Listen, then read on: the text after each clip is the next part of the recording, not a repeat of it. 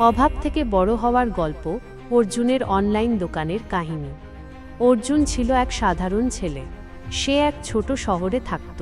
তার পরিবার খুব ধনী ছিল না, কিন্তু অর্জুন খুব পড়াশোনা ভালোবাসত। কম্পিউটার নিয়ে পড়া শেষ করে অর্জুন দেখল চাকরি পাওয়া খুব কঠিন। তাই সে ভাবল কিছু একটা নিজে করবে। তার স্বপ্ন ছিল কম্পিউটার ব্যবহার করে মানুষকে সাহায্য করা আর নিজের একটা পরিচয় তৈরি করা। ছোট ভাবনা, বড় কাজ। অর্জুন দেখল তার শহর আর গ্রামের অনেক ছোট ব্যবসায়ী আর কারিগরদের জিনিসপত্র খুব ভালো, কিন্তু তারা সেগুলোকে বিক্রি করতে পারছে না। শহরের মানুষেরা সেগুলোকে চিনছে না। অর্জুন ভাবল যদি সে একটা অনলাইন দোকান বানায় যেখানে এসব জিনিস বিক্রি করা যাবে তাহলে কেমন হয়। অনেকেই তাকে পাগল বলেছিল সরকারি চাকরির চেষ্টা করতে, কিন্তু অর্জুন দমে যায়নি। তার কাছে ছিল মাত্র কিছু টাকা আর একটা পুরনো কম্পিউটার। 2. প্রথম শুরু। অনেক বাধা। প্রথমে সে গ্রামের যারা হাতে সুন্দর জিনিস বানায়, যেমন বাঁশের কাজ, মাটির জিনিস, তাদের সাথে কথা বলল। তাদের জিনিসগুলোই সে অনলাইনে বিক্রির জন্য বেছে নিল। রাতে জেগে জেগে সে শিখল কিভাবে ওয়েবসাইট বানাতে হয়, কিভাবে অনলাইনে জিনিস বিক্রি করতে হয়। সে নিজেই একটা সাধারণ ওয়েবসাইট বানাল। নিজের মোবাইল দিয়ে ভালো করে জিনিসগুলোর ছবি তুলল। তারপর বন্ধু আর পরিচিতদের কাছে তার এই নতুন দোকানের কথা বলতে লাগল। প্রথম অর্ডার পেতে তার 3 সপ্তাহ লেগেছিল, আর সেই জিনিসটা সে নিজেই সাইকেলে করে পৌঁছে দিতে গিয়েছিল। 3. ধীরে ধীরে সাফল্য। শুরুতে জিনিস খুব কম বিক্রি হতো।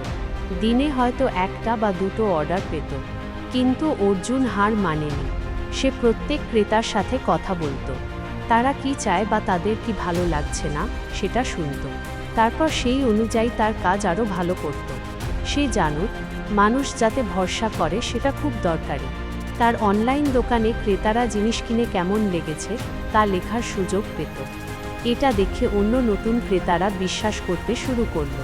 অর্জুন তার জিনিসের গল্প সোশ্যাল মিডিয়ায় বলতে লাগল, কিভাবে জিনিস তৈরি হয়, কারা তৈরি করে। এতে করে মানুষ শুধু জিনিস কিনুন না, তার সাথে একটা ভালোবাসার সম্পর্ক তৈরি হলো। সে গ্রামের কৃষকদের সাথেও কথা বলল। তাদের কাছ থেকে সরাসরি টাটকা ফল আর সবজি কিনতে শুরু করল। এতে কৃষকও ভালো দাম পেল, আর শহরের মানুষও তাজা জিনিস পেল। 4. বড় হওয়া আর মানুষের উপকার। 1 বছর পর অর্জুনের অনলাইন দোকানটির নাম হলো দেশি ডালি, বা এরকম একটা নাম। তার দোকান এখন শুধু ছোট শহরে নয়, আশপাশের অন্য জেলাতেও ছড়িয়ে পড়ল।